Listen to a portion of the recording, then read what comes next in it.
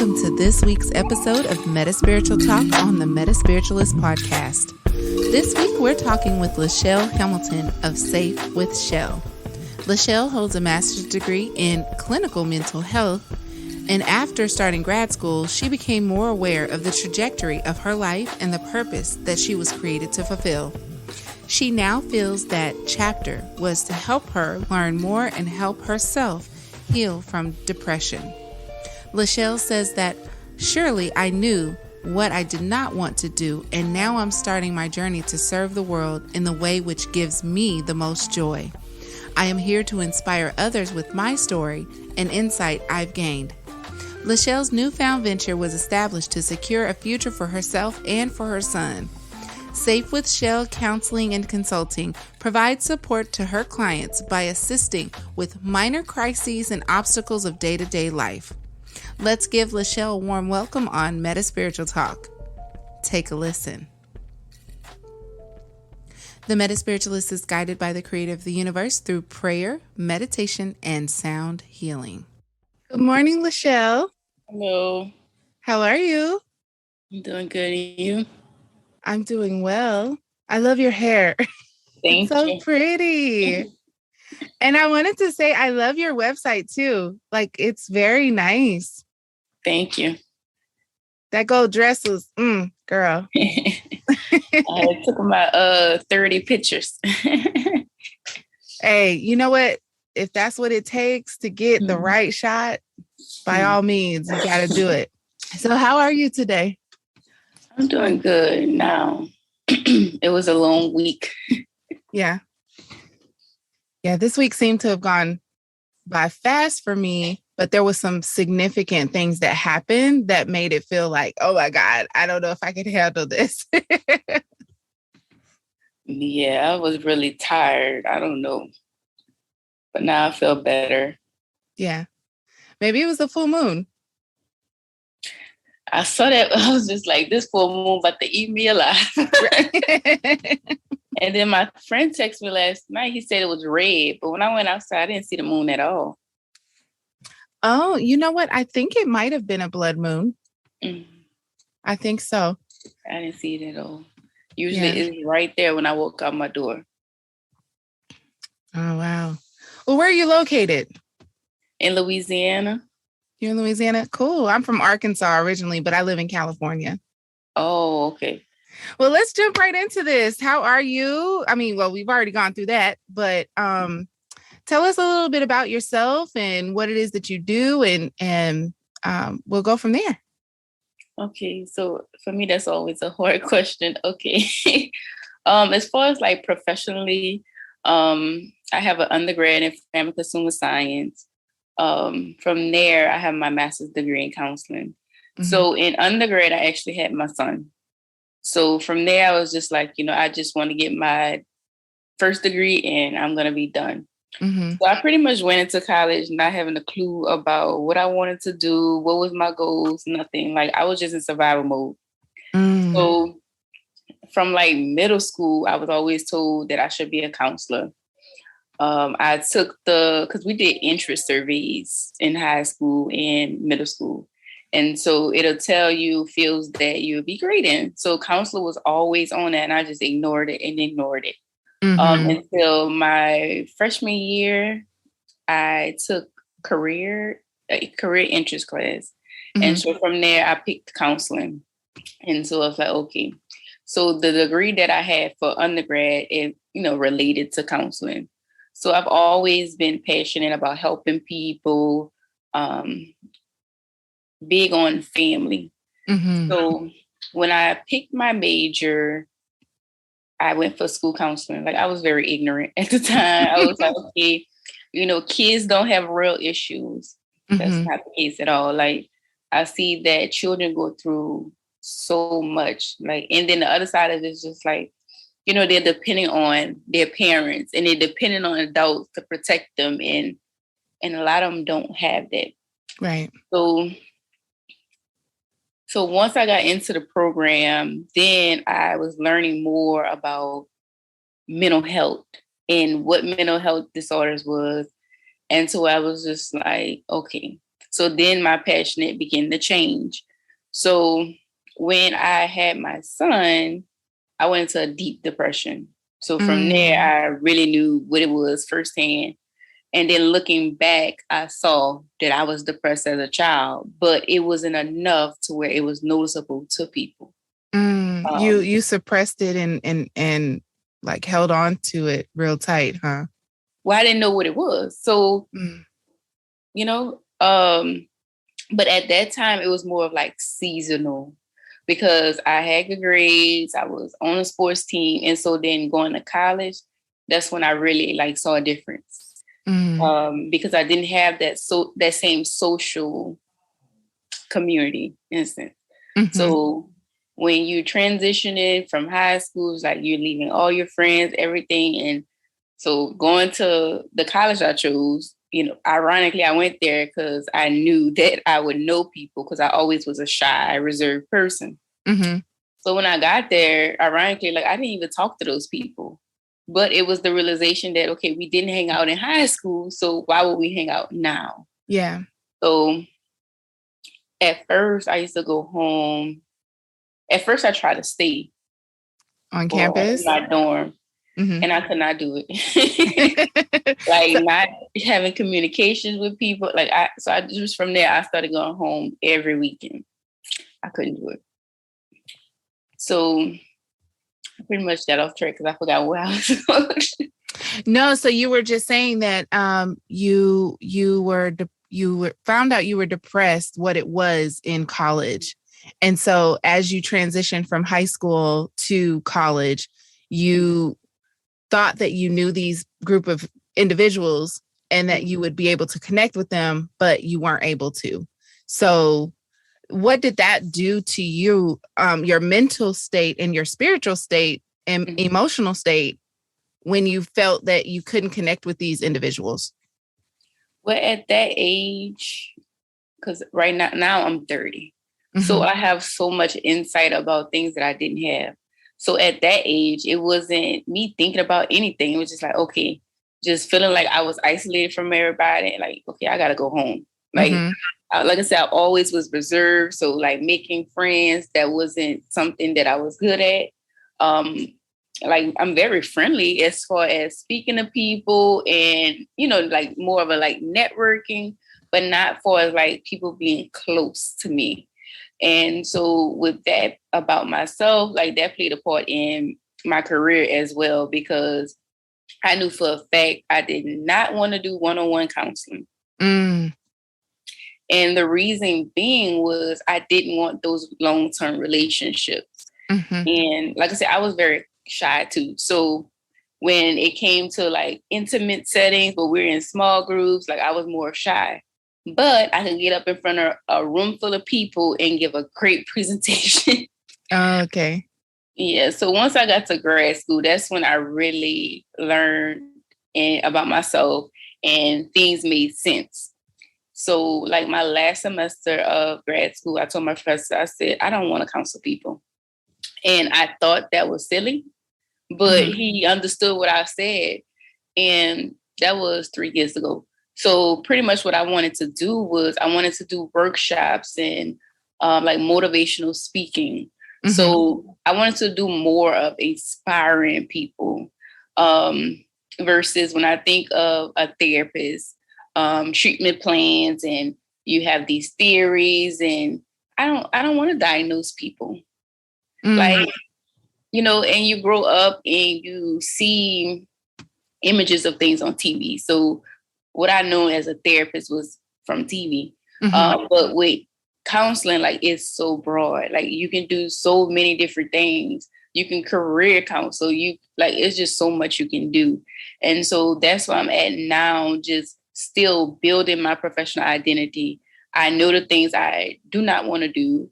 And I'm at a point to where, which I've experienced burnt out, and a part of it was not being fulfilled. So now I'm just trying to take a path that's going to give me that fulfillment and that joy. And I know the things I've been doing is not what I want to do. And another part of it, like that fulfillment, was not really feeling like I was helping. So I feel like my new path that I am going on, which everything's aligned, Oh, yeah. everything aligned. So with that new path, just straight, just inspiring and motivating people. Because I've experienced a lot. Mm-hmm. So I want to use my journey to help other people. Yeah, yeah. Well, you said something very impactful just a moment ago about when you experienced burnout, it was because you weren't fulfilled. Mm-hmm. So do you think that we as individuals, especially women and mothers, do you think that we become busy in our busyness because we're trying to find that fulfillment and then we experience burnout? See, the thing about it is, okay, it's just that survival mode. Like, mm-hmm. You can't really focus so much on what you enjoy. Like, whether you like your job or not, you have to get up and go to that job because you have responsibilities. Right. And so I think that's a big part of it. Not having that space, especially as parents. Like, I struggled building a career too because my life revolved around having a child. Like, I had to take jobs that worked well with his schedule. Yeah. So I sacrificed a lot for him. Mm-hmm. So whereas when you get to a certain place financially and you have different things in place, now my son's about to be 10. So it's a big difference from when he was a baby. So now He actually go to school. He can go to aftercare. So having those things in place helps. So now I have more of that freedom to do what I want to do and take risks. Mm-hmm, mm-hmm. So, one of the questions I wanted to ask you, though, about your spirituality, your path, your walk is what was your upbringing like? Were you brought up in a Christian home, a Catholic home, or something other than that? Yes, I grew up in Baptist. And as far as like my spiritual journey, and I know for a fact, like my church play a part in my views of religion and church. But I felt like I grew up in a church where I wasn't, like, there was no room to grow.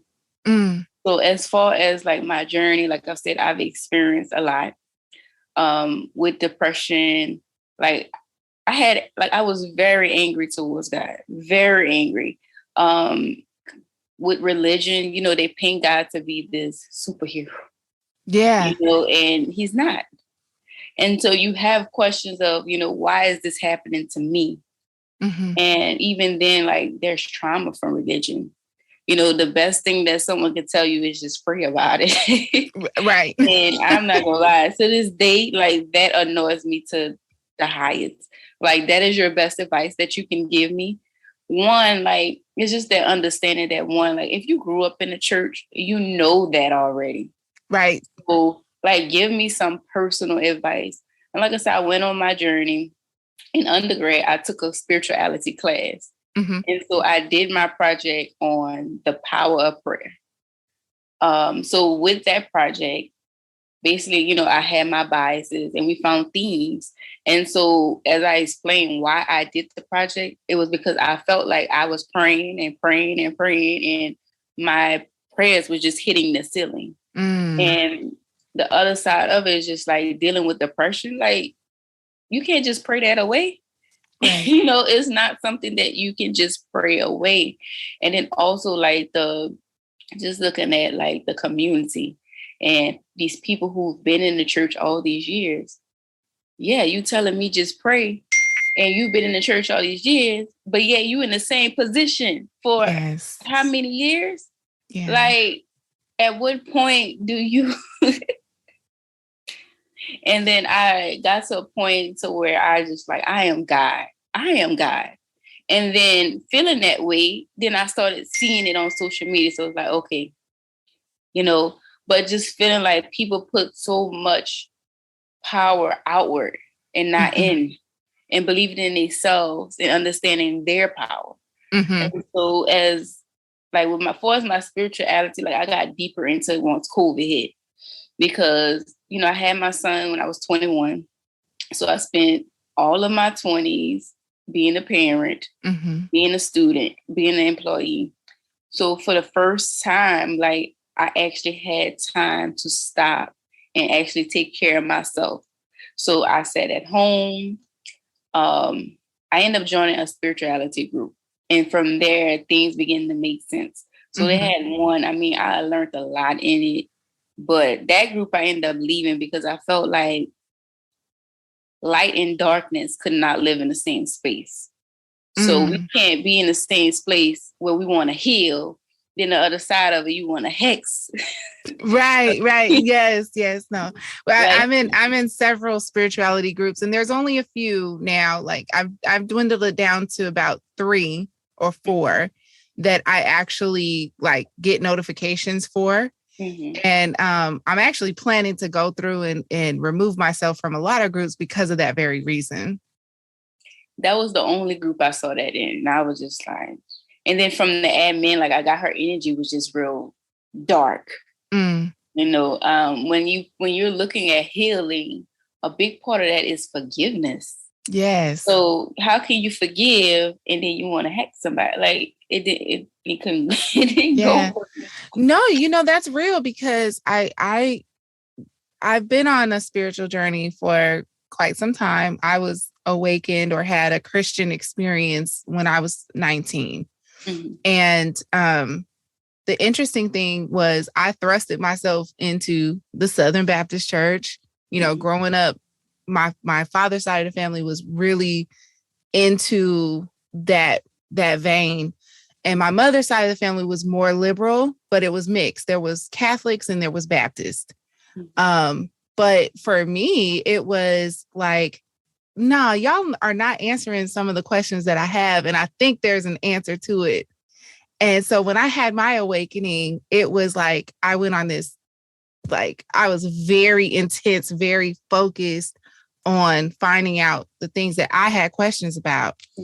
And recently with since being in these groups, you know, because we all know growing up in the church, you are told, oh, it's witchcraft. And oh, it's dark, it's voodoo, it's hoodoo, and it's this and that. And one of the things that I had said within myself, because I was dealing with some conflict about several things. And, you know, some of the people was like, oh, you should do this. You should put them in a jar. You should do this. And I'm like, you know what? That's too much work. I just want to like be. And I made a conscious decision that if I truly believe that the universe has my back and that I'm protected, I don't have to do anything because it's already handled. Yeah. I know for me, like for us, those groups, it did give me a place where I felt normal. No, the one that we found each other in, I love that group. I absolutely adore that group. Because like you said, you grew up in the church. Like young, I don't really remember things, but like for as me, it was just like I'm learning more about the gifts that I have. So I don't know how to quite use them yet, but I'm learning more because like first it was like those deja vu moments, you know, and from there I see pregnancies. So I'll dream someone is pregnant and sure enough, they're pregnant. So with that, but like far as like I've always questioned things like in the church and, you know, they're telling me they speaking to God and it's like, you know, why he not talking to me? So again, it's just kind of like, oh, this fairy tale. But my first real experience where I was like, okay, I know that there is something greater than me. When I was in college, I attended this church and they had this prophet, this famous prophet that traveled. He came there. And so for the first time, like I can feel the spirit moving in the church. I was in there talking in tongues and everything. So it's just like now that I'm in this group and I'm crossing paths with more spiritual people, then now it all makes sense. Because like I always felt like I had a gift that had to be unlocked. Yes. And so when you're coming, you know, crossing paths with people who have more knowledge, Mm-hmm. And, they can teach you about yourself and what you're experiencing, So Mm-hmm. it's been quite interesting. Now, you said that during the pandemic, you had time to really go inward and have that dialogue, that inner dialogue about where you are and where you want to go and things like that. Would you say that was your turning point in your journey that's made a significant impact on how you view the world? I wouldn't say that was a turning point on how I viewed the world. I think it was a turning point in my life, like my life path in a sense, like me getting aligned with my calling and what I'm supposed to do. As far as when I started to see the world different, I would say when I got pregnant, like being depressed, and it was some stuff that I could not accept because I wasn't ready to accept. And one of those things being to be depressed, that's a choice. You can't choose the chemical imbalance. You can't. But when you learn yourself, then you learn how to stop yourself from being depressed. For example, like when you know that you're feeling depressed, one thing you can do, you can get out.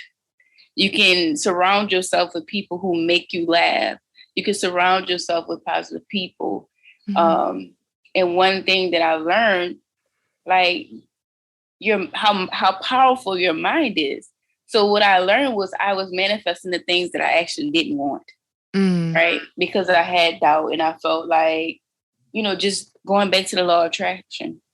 And so just learning how simple things like those affirmations, just that confidence in yourself and believing and understanding that you're powerful. Then I found that I was an 8. So your life path number is an 8. Right. So most so too, like I was manifesting those things I didn't want.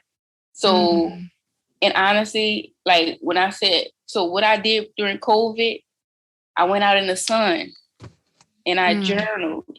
I wrote things I was grateful for. I wrote my goals. Like all that helped change my mood. And I saw everything that I wanted manifest. Right. I got the job I wanted, even though it didn't work out. But I learned that that's not what I wanted to do. I got the job I wanted. I moved. My income increased because, like I said, I struggled with jobs with having my son because there were certain jobs I couldn't take. So for the first time, I got a job that I was using my degree. So from there, it's just like things have just gotten better. So I'm able to deal with my depression better. Yeah. So in what ways do you feel that you've applied your spirituality to your practice to help heal others as a counselor and a coach, a life coach? So for me, like I said, just the stuff I learned, like sitting in the sun, like seeing how helpful that is. So it's just like the things that I've learned on my spiritual journey, like I can suggest to someone else to help them. Yeah. But a big part of too is a lot of people don't know themselves, and so just also exposing them to different things, like looking at your natal chart and finding out information about you, looking at your life path. Because once that's, being exposed to different stuff and you learn about yourself, then you really understand. Yeah. And also just like, okay, like reading something like, okay, now that makes sense. And some people need permission to be themselves. And they need confirmation that this is what I'm supposed to be doing. Yeah. But also too, like, as far as like, when I am at my best, I can help people more, because my cup is not empty. And so I think a lot of people too, like just understanding the difference between religion and spirituality. And I'm still understanding as well. But for me, I felt like, okay, religion was more rules, and with spirituality, more of gaining those relationships. And that's what I learned from my project when I did it on the power of prayer. just relationships and how you grow as a child. Your relationship with God or whoever you believe in, if you had one, it was based on because you were told to do so and what your family said. But as you get older, you build a relationship yourself. Like from young, you're taught the Our Father prayer, right? But when you build that relationship with him, then it becomes more personal and you can go to him for the things you need. So one belief, and again, like my biases on the project was based on where I was at in life. Yeah. So one bias I had was people tend to pray more when they need God. Right. So one thing I talked about, like where people pray, and even then as a child, you think, okay, praying is me getting on my knees. No, you can pray anywhere. You can pray in your car. God help me. That's a prayer alone. So just understanding the prayer. And then another thing was I looked at like the power of the tongue. And so like, even though I had some strong feelings about relationships because not feeling like God was there, there is things from relationship that does align with things of spirituality out there, like the power of the tongue. That's law of attraction. Right. So, it's interesting that I was just thinking, like, do you see yourself looking at that project and kind of seeing where you are today and revamping it or incorporating some form of it into your practice? I wish I still had it because it was on another computer. But I do feel like that project gave me more clarity. So I've moved, and again, it was a spirituality class. So in that class, I learned about Reiki healing. That was the first time I learned about the chakras. Wow. So it was 2 different projects we did in that. One, I ended up doing my project on voodoo. So at first I was just like, when most people think of voodoo, they think it's just these dolls that so right. Just finding out that it was actually a religion. Right. And then there are some similarities to Christianity, and then understanding that, okay, this is what our ancestors practiced, And so to make it acceptable in society, they kind of wash it down. Right. Right. No, that's good. That's real good. I didn't understand voodoo either. And since coming into spirituality on my own, I didn't understand that there were other African-based religions. And so when I started learning about them, I'm like, wow, like this stuff is so deep. And yet at times it could seem so simple because spirit will show you and reveal to you the things that you're supposed to know when you're supposed to know them. But that I wish that I would have been able to take a spirituality class in college. Yeah. It was nothing like I thought it was going to be. Oh yeah. So was your teacher African American or? Yes, he was. Okay. And he was a real spiritual person. I want to say he was a pastor somewhere. So that was the first time I had learned about numerology. Well, not really learned about it, but he did my numerology, broke it down, and he told me at 28, my life was going to take a turn. And I didn't know what that I didn't know what that meant that then. I had an expectation on what it meant, right? So what happened when you turned 28? That's when COVID hit. Wow. Wow. Yeah. So I started getting deeper into my spirituality. Like I said, everything aligns. I had a guy, he looked at my my birth chart and he told me, he said, basically, until I am doing something that pertains to spirituality, I was not going to be happy. Wow. And before he said it, I saw that because I'm like, I'm more into like tarot cards and that type of versus therapy, sitting in doing one-on-one therapy. like I said, everything aligned, like everything. Like right before me making the decision to launch my business, I had a reading with someone. She asked me, aren't you supposed to be making a website? And I didn't have a clue. Have a clue what she was talking about. Uh-huh. And my son, like, he would constantly tell me about starting my own business. And it's just like, doing what? Wow. Doing what? And so I did speak to someone. She was like, people start businesses, walking dogs. Like, there's so many different businesses to start. Yeah, girl, my daughter, well, I have my own business. Mm-hmm. My husband has his own company. He has a partnership. And my daughter is about to be 8 years old. And she told me, not last year, I want to say in 2020, that she wanted to have a photography business. And so I said, okay. And what do you want to do with that? She said, I want to make greeting cards. So she started taking pictures of flowers and we put it in Canva. I showed her how to use Canva because with the lockdown, the kids started learning how to use Google Classroom, and the teachers was like putting their assignments and they were having to do different little graphic things on their homework. And so I showed her how to use Canva, and she designed her first set of greeting cards.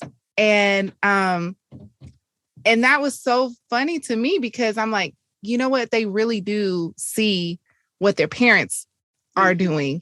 So your son is benefiting from you stepping out on faith and doing your thing. And he's going to definitely be impressed by that. It's going to have that lasting impression, and it's going to spark that entrepreneurial spirit in him too. Because to him, I should have went to school for something better. Oh, that's funny. Has he ever told you what he wants to do when he grows up? I'll have to see what it is now. Because for a while, it was being a police officer. Yeah. And he's also into sports. Okay. So, as you grow, what you want to do changes. Everybody has different views, but for me, I didn't want him to be a police officer. Hey, listen, that's real. That is real because of the state that we're in, the current state of our society. It's a very dangerous job.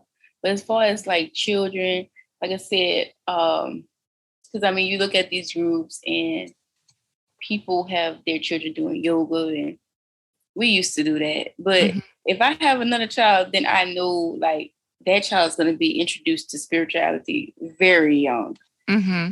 So that when they are at a certain age, they're going to have a God.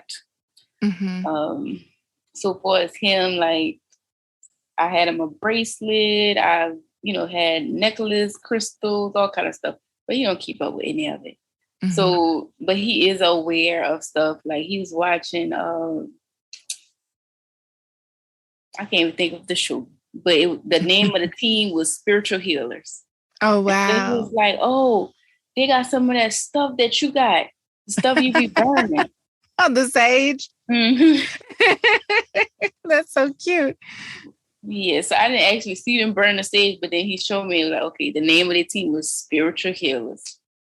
It's a cartoon? No, they own a game show. I can't even think of the name. I think it was the one like when they gotta get across the thing on the water, and like you have stuff punching that'll come out and knock you in the water. Yeah. Yeah. Yeah. No, that's good. That's real good.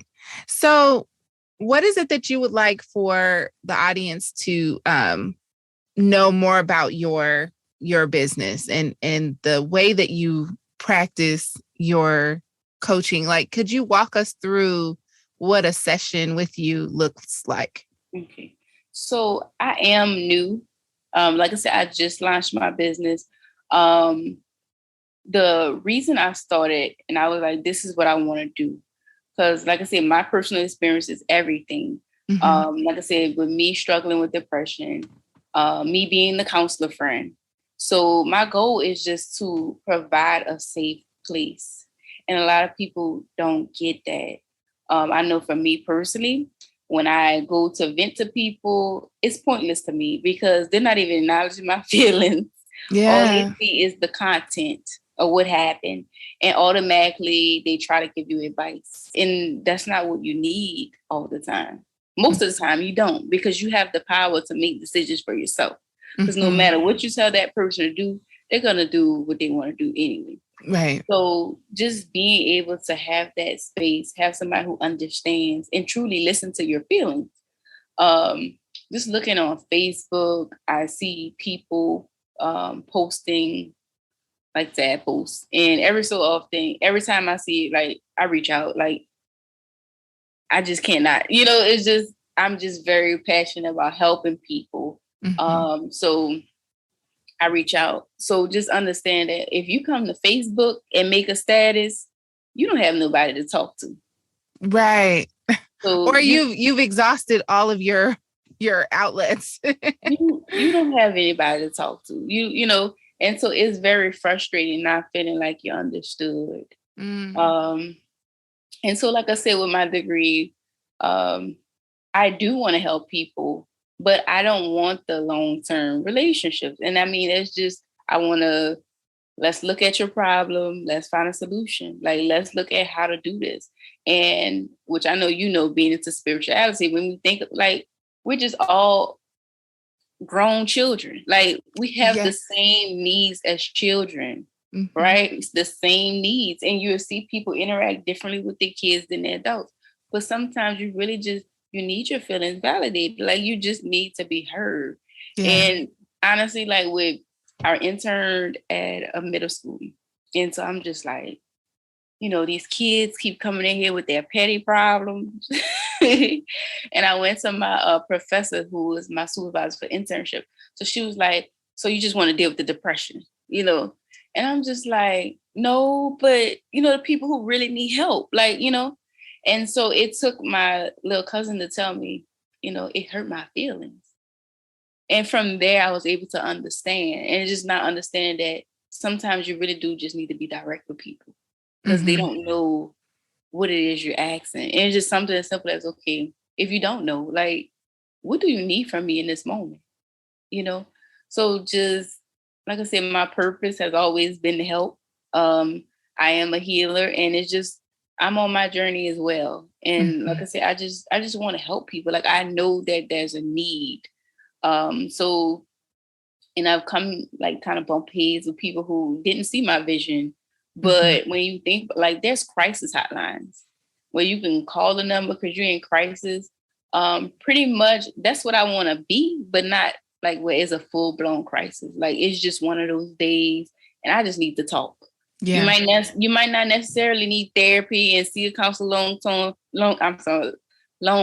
but it's just one of those days.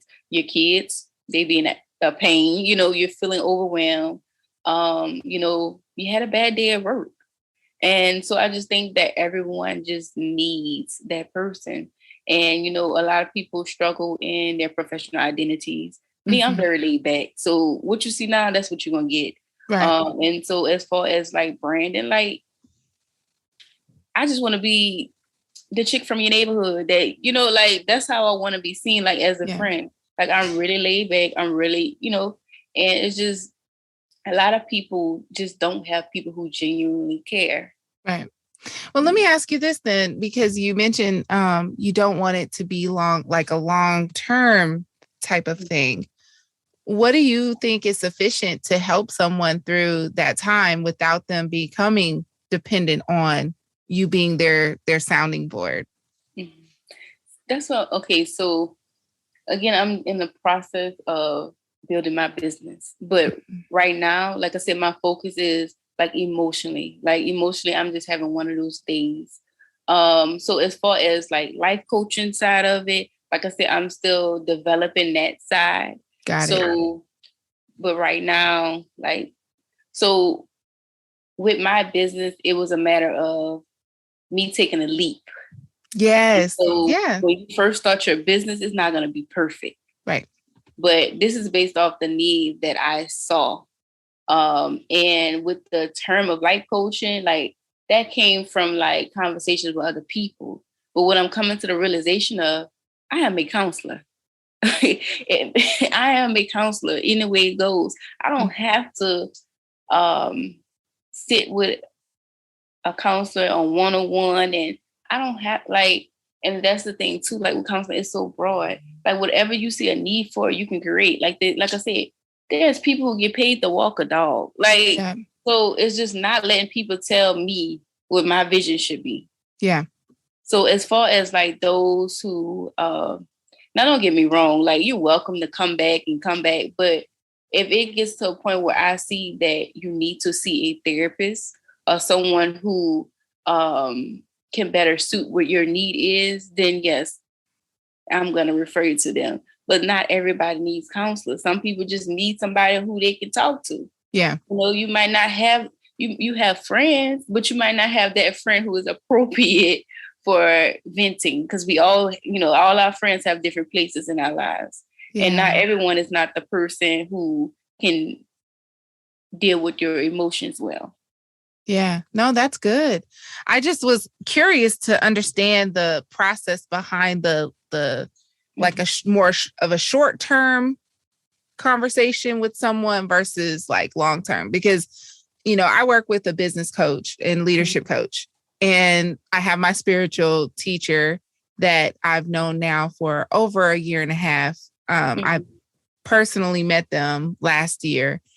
And my business coach I've known for several years. And now for the last, I would say now we're going on 4 years of it's a long-term relationship, because each level that I've gotten to in my business, I've had to activate something different. And she's helped me along that path. So having that clarity from you, what you just explained makes sense.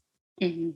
Yes, it's different with counseling. Like, yeah. You know? but like as far as something like that, then yeah, like those long-term relationships. But yeah, that's just the thing. Like, and again, like a lot of that comes from the things that I'm still working on in healing. To be very transparent, I struggle with relationships. So that's where that piece comes from. But even then, like boundaries and not getting too invested. But one thing you did mention was that codependency. I don't want anybody to be codependent on me. Right. But who knows? A client might turn into a friend, you know? So it's just, I want to be able to give you what you need. Well, particularly with the emotional side of it, being able to give you what you need in that moment, being able to give you tools, like bringing spirituality in it. Like there's some stuff I learned that I could suggest to you to help you. But again, it's still in the making. Who knows? By the end of the year, I may feel different about long-term relationships. But what I do know is I don't want to be the therapist. So. No, I love it.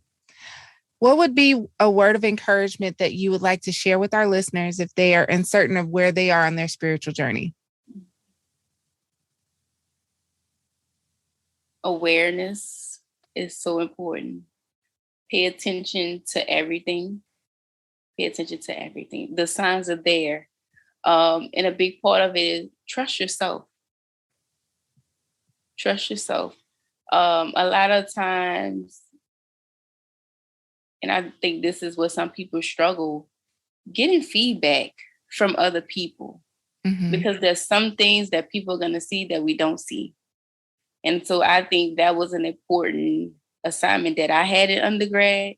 So what we were told to do was basically ask other people, what did they see us doing? And so one answer I remember someone saying was, I could see you in New Orleans doing tarot cards. And the whole time I had an interest in it, you know, so it's just paying attention and seeing those patterns. Right. And the cards are just a tool to be used in the assistance of, you know, guiding someone or helping someone through something very difficult or very happy. So that's one thing I learned. Yeah, I wasn't successful with tarot cards. Well, it takes time and practice. Yeah, I think too, like, yeah, it takes practice. But I mean, some of that stuff too, like, you gotta understand too, like, some people just have it and some people don't. Mm-hmm. So I was just feeling like, okay, tarot cards isn't for me. And the other side of it, my experience with tarot reading, I felt like I got a better experience from people who it was obvious that they had gifts, and they could read me without their cards, you know? Yeah. Yeah. Well, how can our listeners find you, Miss Lachelle? Okay, so I have a website. My website is www.safewithshell.com, and that's Shell with an S. My Instagram is Safe with Shell as well. All right. I thank you so much. And I just want to encourage you. I know you already know you embody empowerment and self-validation, but I just want to say that I'm proud of you for stepping out on faith and doing your thing, girl. And I see so much prosperity and growth coming from you. And I'm excited to see how this year unfolds and beyond. Thank you. I appreciate it. Oh, you're welcome. You're welcome. And you know what? If there's anytime you want to come back, just let me know. All right. Thank you. All right. Have a good weekend. You too. All right. Bye-bye. Thank you all so much for tuning in to this week's episode on the MetaSpiritualist Podcast. We hope that this episode provides you with clarity, guidance, and comfort on your spiritual path or faith walk. To dial into our frequency, please be sure to follow us on Facebook at The MetaSpiritualist, Twitter at MetaSpirit21, Instagram at The MetaSpiritualist, and of course on Podbean, Apple, Google, the iHeartRadio app, and Listen Notes. We're now on TuneIn and Spotify. Also, we'd like to invite you to visit our brand new website at www.themetaspiritualist.com. Right on the homepage, you can listen to the podcast, learn more about our platform, and soon we will have a spiritual shop for all of your metaphysical and spiritual needs. You'll also find a page of our spiritual offerings if you'd like to book a session. If you haven't done so already, subscribe to our newsletter. Each week, I release a new issue that shares a personal perspective, an affirmation for the collective, and a hype of a friend of the MetaSpiritualist. If you enjoy the content being brought to you, feel free to message us at metaspiritualist@gmail.com. Until next time, we hope that you are in peace, harmony, love, and abundance.